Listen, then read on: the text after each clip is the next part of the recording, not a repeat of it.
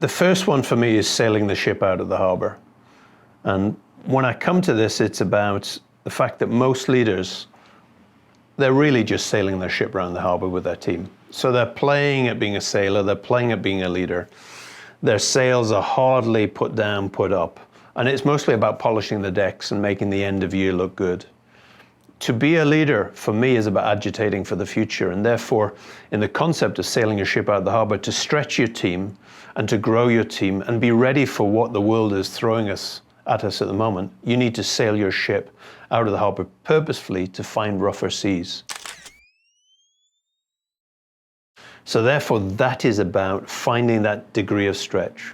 So if you look at special forces, they will go and practice in Norway in extreme conditions. They'll practice in Norway in extreme conditions. So how does a leader, do you get your team to experience the worst that they could experience in rougher seas so they're ready for whatever they can face?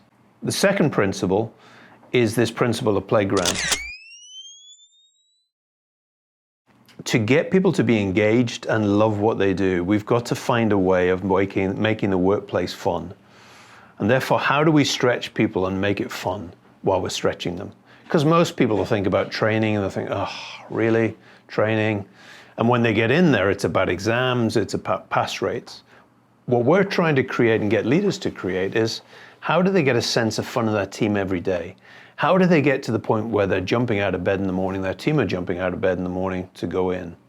So whether that is about the culture of the team and how they run their team meetings and experimenting and playing with different types of those meetings, or whether it's actually just going and playing with a client and getting them to go off and play with a client and say, so go explore your worst fear with your clients. I mean, there's an old client friend who used to say, when things are going well, go and tell your client. When things are going badly, run and tell your client.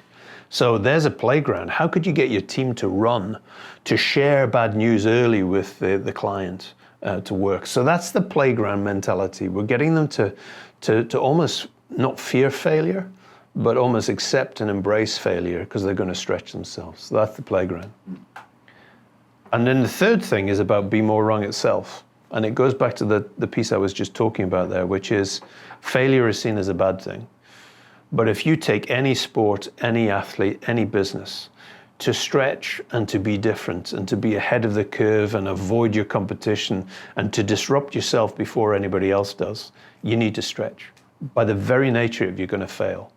If you see Andy Murray playing tennis or practicing tennis, he's probably practiced a shot 10,000 times before he gets there. So how often do your people in your business go and practice really critical conversations with their clients and stretch themselves to try something different to keep it fresh? And therefore, Be More Wrong is about, it's failing early, failing often, and failing forward towards that. Or as we would describe, or as Anvarel would describe, learn fast. How do you get your product out there when it's rough, get some ideas, learn fast? That's what we're trying to do, and that's the principle, the core principle of Be More Wrong.